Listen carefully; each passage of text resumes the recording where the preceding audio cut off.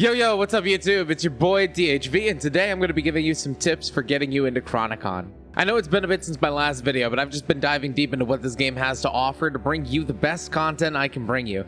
I've been streaming Chronicon almost every day since launch, and we've been getting and answering a ton of new player questions in chat, so I thought I would put together a little list of general tips for the game. Now, I will say that these tips are very endgame focused while also being more angled at hardcore, but it is still all applicable to softcore because, you know, dying bad and it's still the same game, just you don't want to die, you know? So first off, I just want to briefly mention, please keep up with your crafting. Augmenting and empowering your gear is by far the best and easiest way to scale your character in this game, especially empowering. It's just free stats. Haha, so many pretty color. Oh, I didn't see you there. Hello. Yeah, we're showing you a quick little example of things. Empowering a piece of gear is super easy. All you have to do is take a true legendary with a level 100 legendary, drop it in the transmute, add some crowns. It only costs you 20, and bam, it consumes that and gives your original legendary the empowered tag, which gives its true legendary level stats, base stats. And then just to quickly go over crafting, you just drop an item down here. Augmenting, you can take, you can see all the rolls, by the way. You can see all the enchants, what you can get on it. So you're gonna augment, cap out whatever you need to, you know, like that. You can also hold control to do it fast. It will consume your memory essence. It won't soft cap it if you're holding control. And then, yeah, do that for whatever rolls you need. And then let's say I'm trying to get health. We're gonna cap health, lock it in place. Once something is capped, so the white mods are the only ones that can be rolled over. And once you augment something, it is locked in place.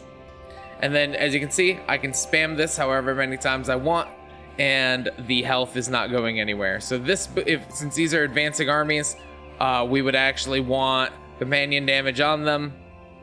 No, you need to make sure you click the augment button, and we'll just, it doesn't, the other stats on it don't matter as much for this example, but that's just how you do it. All right, back to the video. So that's just a little overview.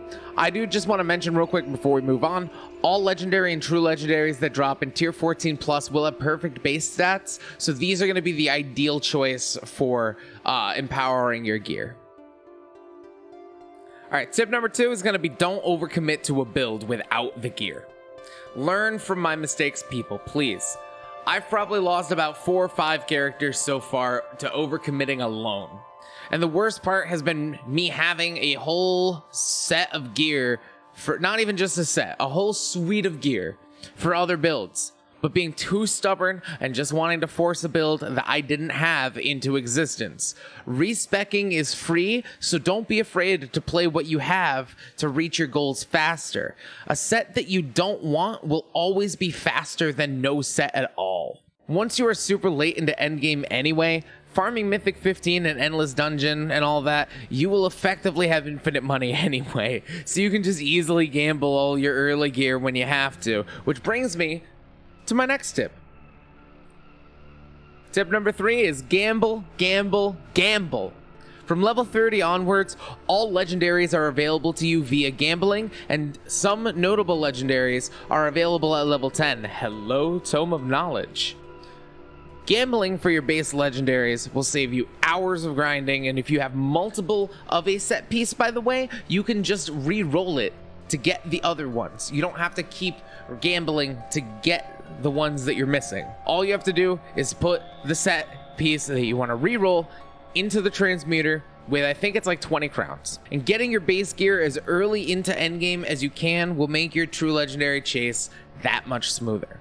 And speaking of your true legendary chase, tip number 4 is to know your essential runes and items, especially for hardcore. Items such as Elementium, Warwick's Crown, Lucilla's Vision, Lifeguard, Pathmaker's Boots, Balgar's Binding, and the All-for-One jewelry set, as well as the Master's jewelry set, are all very commonly used TLs that can make or break a build in late endgame. Balgar's and Elementium especially can drastically improve the survivability of a build. Elementium alone has allowed me to jump up 5 to 6 levels of difficulty on multiple occasions. Now, as for runes, Lesser runes tend to be far more build specific, while many TLs and greater runes are very universal, and more often than not you will likely end up with 2 or more of the previously mentioned items as gear slots or GR slots. I'm going to link a Steam forum in the description below that shows all of the lesser runes in the game and gives detail on what they do and how to find them, like whether or not they're item based or you have to have the rune itself. I highly recommend skimming through, as it's just way too much for me to go over in this one video, and it's just going to save you a lot of hassle and understanding later on down the road. Moving on to number 5, please, for the love of Tinka, don't let content outscale you.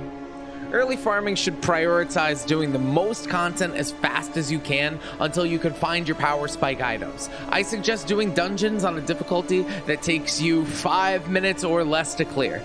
If you have all of your lesser runes and are just trying to farm XP and TL drops, or you just want to break from dungeons for a bit, I highly recommend kill streaking and random anomalies. Randoms can be super fast, and trying to chain massive kill streaks through multiple anomalies can be tons of fun and incredibly satisfying. And the rapid fire nature of randoms can be a really quick way to rack up a ton of mastery and memory essence for your greater augments. Number 6 is just a quick one, but I suggest you hoard TLs and backup gear. Like at least one set of gear for a build that you know you like or would like to try if you rip.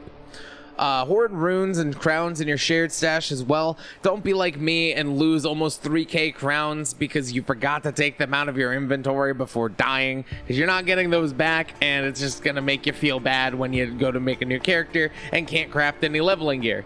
And number 7 is gonna be an even quicker one, but please people, upgrade your shared stash. It can get expensive, and getting at least the first page and a half unlocked early will help you so much, especially by the time you're farming Endless. There should be no reason not to have all of your slots unlocked as a quick priority. Like I said before, once you're farming M15 and Endless, you effectively have infinite money. You can unlock pretty much all of your stash for under $1 billion, and you won't even notice. Number 8, have a goal in mind. Are you just wanting to build a fast farmer to run M15 anomalies at breakneck pace and save money and gear up for your next build? Or do you want to try pushing a new PB in the Endless dungeons? Currently, my goal every time I start a new character is to push just a little further than my last one. My current record in Endless right now is about 45. It's just a cursed number, what can I say? So I've been running a lot of very tanky builds with tons of ramp damage to keep up with the ridiculous health scaling in this game. I also opted often for companion builds, as their stats also scale with difficulty, which curbs my gear requirements slightly, but also once I meet those gear requirements, it just turns into a big ludicrous damage fest.